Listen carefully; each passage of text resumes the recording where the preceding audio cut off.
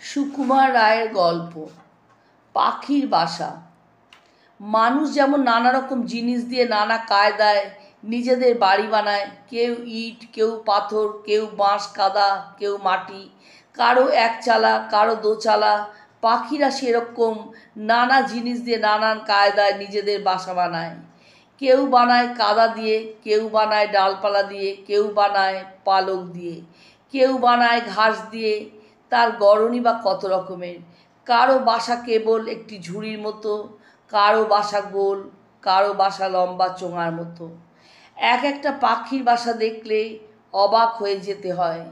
তাতে বুদ্ধি বা কত খরচ করেছে, আর মেহনতি বা করেছে কত। বাবুই পাখির বাসা তোমরা অনেকেই দেখেছো বোধহয়। কেমন সুন্দর করে শুকনো ঘাস দিয়ে বুনে তার বাসাটি সে তৈরি করে।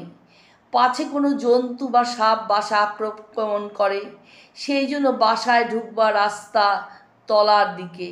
শত্রুকে জব্দ করবার আরেকটি উপায় তারা করেছে। অনেক সময় বাসার গায়ে আর একটা গর্তের মতো মুখ তৈরি করে রাখে, সেটা কেবল ঠকাবারই জন্য। তার ভিতর দিয়ে বাসার মধ্যে ঢোকা যায় না। টুনটুনি পাখি তার বাসা তৈরি করার আগে 2টি কি 3টি পাতা সেলাই করে একটি বাটির মতো তৈরি করে।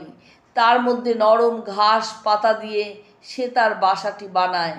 সেলাইয়ের সুতো সাধারণত রেশমেরই ব্যবহার করে। কাছে রেশম না থাকলে যে সুতো পায় তাই দিয়ে করে। সেলাইয়ের ছুঁচ হলো তার সরু ঠোঁট জোড়া। বাসাটা অনেকটা দোলনার মতো ঝুলতে থাকে।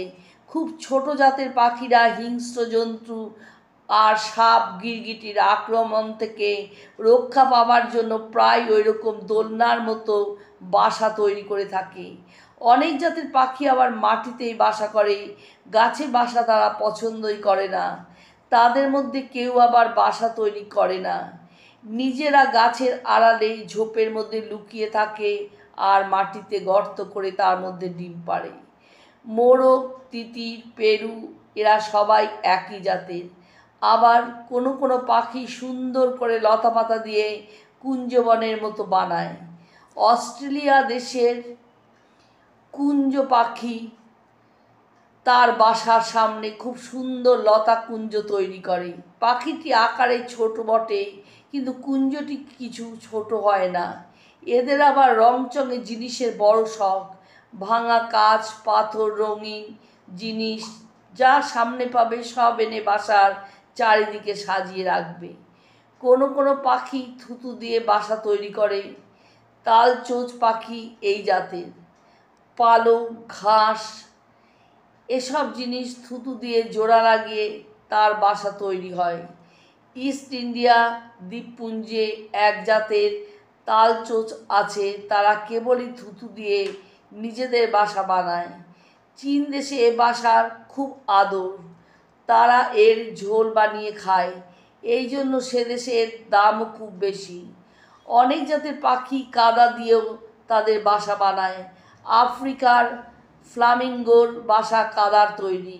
একটা ঢিপির মতো কাদা সাজিয়ে তার মাঝে একটা গর্ত করে ফ্লামিঙ্গো ডিম পাড়ে।